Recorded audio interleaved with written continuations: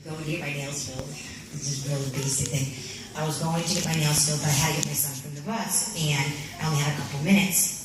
And I had stopped going to this. I'm gonna give you the background. I know it sounds stupid, but I wasn't going to this nail salon anymore because they had new owners, and the guy was kind of rude, and the prices went up. So I had started going to another nail salon. And on this day, I wasn't thinking, and I just pulled in, and I look, and I'm in the parking lot of the nail salon that I don't go to anymore. But I had no time. If I wanted to get my nails done, that was the place. So I go in, and out of all the people that I get the one owner who's rude and raised the prices. So I'm like, oh. So I sit down. I'm kind of not in a really good mood, and I just want to, get my nails done and go get Zay from the bus. And so I'm sitting there. I mean, I said hello, but that was like it for our conversation. We didn't really talk, and those of you who know me, I'm super talkative, but I just wasn't in the mood to talk, so I didn't. I'm just sitting there.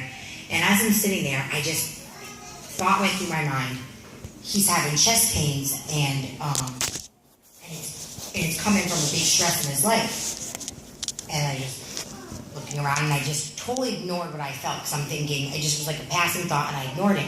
And I just started looking around, and I see I just seem to be drawn to all the little Buddhas that are everywhere in the nail salon, because they're all Vietnamese or something. So I'm looking around, I just was very aware of their religion, even though I already knew, but for whatever reason, it kind of started putting fear in me, because again, I heard he's having chest pains right now, and it's from a big stress. And so now I'm thinking, okay, this has to be you, God, because how would I know that he has pains in his chest? And, but then, again, the thing of the Buddhas are everywhere, and I just know that I'm in a place where this is saturated by a different religion. And those of you who know me, normally, if the Lord wants you to pray for somebody or whatever, I just totally will. But for whatever reason that day, because of that, it got me really kind of scared back and nervous, just because he's not going to, it's not someone coming into church asking for prayer. It's you're out and this is their religion. He had 2 technicians next to him, one on each side, both of them Vietnamese as well. And so I was just kind of sitting there, still didn't do anything, didn't speak anything, just kind of looking at his face, seeing, I don't know what I was looking for, but I was just looking. And then I just heard, you need to speak now because he wants to die. Even if this doesn't kill him, he wants to kill himself, you need to speak. And so now my heart's starting to race. So I'm like, okay, God, okay. But this is the thing, there's 2 people next to him. How is he even going to receive me talking to him, because he's going to feel pressured, because there's 2 other people from that religion too sitting right next to him. So I kind of challenged God in a way, and I was just like, all right, God, if this really is you, and you really are asking me to use me, then please remove those 2 people so I can freely speak to the guy. So I wait the whole time to get my nails done, never say anything to him, this whole thing, the whole time my heart is racing, and the thought just keeps going over, and I'm trying to watch TV, it just doesn't matter, the thoughts are over and over in my mind. So right when he went to go get up, he said, okay, stay here, just dry your nails, I have to leave, I have to get my kid from the bus. And so as soon as he said that, at the same time, both the customers and the technicians got up and walked away. The one to go wash your hands and the other one to go pay, and the 2 technicians went in the back. And it's just me and him. And I was like, okay, God, you're very clear. You need to say something. So my heart was racing because I didn't know where to start. And I just said to him, I said, he's still standing. I go, can I just say one thing to you? And then he says, yes, what? And I said, are you having chest pains? And I got big and he just looked at me and he sat down. How do you know that? And I said, and is it because you think it's health related, but it's not really even health related. It's because of a really big stress or something big going on in your life, and that's where the chest pains are coming from. How do you know this? How do you know this? I don't know how you know this. And I said, sorry, that was an accident. You did pretty good. Yes, you did very good. I don't know if an accent. Anyway, it was true what he sounded like. So he said, how do you know this? And so I'm like, Jesus told me? Who told you? I said, Jesus told me. And I feel, and I was trying to talk, and he stood up as though he was angry. And then my heart was racing. I'm like, oh my goodness. I just said Jesus' name, and that's when anger came on him. So I was just sitting in my job, drying my nails. And I'm just like, Jesus told me, So I didn't look like I had no authority at all, But so I'm just sitting there, and he's definitely upset. And then he goes, just forget it. It doesn't even matter. I just want to die anyways. And I just start to cry because I realized at that point, God is really speaking to me.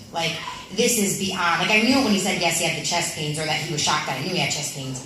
But this was a whole other thing. God really wanted to interrupt this guy's life right now. So I just started to cry, and I go, I know, because Jesus showed me that already, that even if it wasn't from this heart attack, that you would want to take your life. And so he just sat down and just kind of put his hands on his head, and I said, I think the Lord's telling me this because he wants to, first of all, physically heal your ailment, and also take care of that stress. You don't know how bad it is. You don't know how, it doesn't matter how bad it is. Why would the Lord show me this? I said he wants to step in, and also he wants to show you that Jesus is real, and that he truly is Jesus. And so he stood up again, and this time, I swear to you, I thought he was going to run. He looked everywhere else but at me. I mean, he was sitting there, he's looking, sweating like he wanted. I'm like, he's going to go, he's going to run. And then all of a sudden, I was so shocked, he just said, here, pray for me. And just gave me his hands. So I just grabbed his hands, and I just started praying for him. I started praying for healing over him, for the stress, for him to know Jesus, for God to introduce himself, and just all these things. And so we get done, and I just look up, and he's like just pouring down tears, just crying. And I just said, he goes, I really have to go. Thank you, but I need to leave. I said, I'm going to be back in 2 weeks, and you will be here. You will live. And he said, thank you. And then he left. So that was my story. Wow. Yeah. And there was one other thing, too, about the story that, I didn't really catch till later, but the Lord really showed me, well, two things. But one was, I was totally offended by this guy. And because of the offense that I felt towards him, because he was rude and because he raised the prices on me and whatever, I was going to not ever go back there. Even that day, I wasn't going to go back there if I thought about it. But even in that, the Lord was teaching me, I wanted to use you for the person that offended you. And so often, we are so offended by somebody that, the enemy, of course the enemy's going to do that if God's going to use you with that person.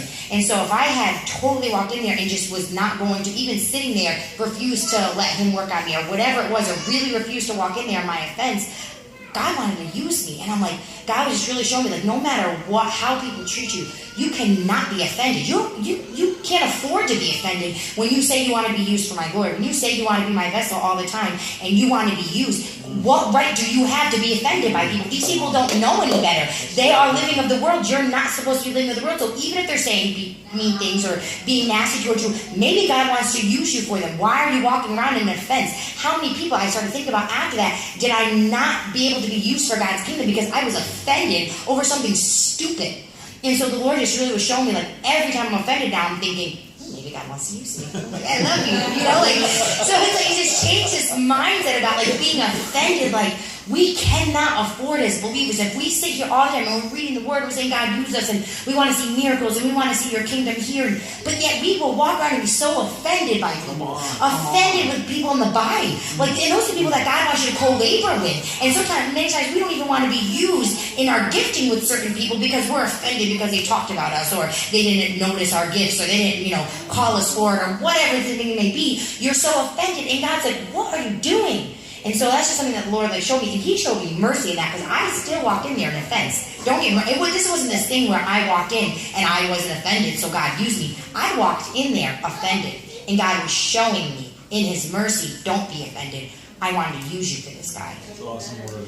Yeah, and so I don't know what that means to other people. I don't know about you, but as much as I love people, and I do, there are times I'm offended, and it blocks me from being able to co-labor or to do some things. So yeah, that was it. God is so good. And the other thing is not worrying about the way people, what you talked about today, who am I to decide who God wants to speak to, or who God wants to do a miracle with, or who God wants to, so your automatic preconceived notion is they're Buddhist, or they're Muslim, or they have tattoos and piercings, or whatever it may be, and you just feel as though, why do you get to decide who God wants to love on? How do you get to decide who God wants to do a miracle to? Who are you to decide that? That's not for us. We're supposed to see with our spiritual eyes, not our natural eyes. And so often, even when people walk inside of a church building, they're like, oh yeah, they're never going to receive God. Oh, here they come. It's we just don't even see that. God is like, what? Those are my people. Come in. And so, I don't know, it's just really, really opened my eyes that that's where I feel God is placing his finger right now. It's the people that you least expect is who God wants. And if there's 90% of the church that are going to refuse those people, then we better be the 10% that are going after those people. Amen. Because God wants to use them and raise them up now. Amen. And they're waiting on a word from us to release over them.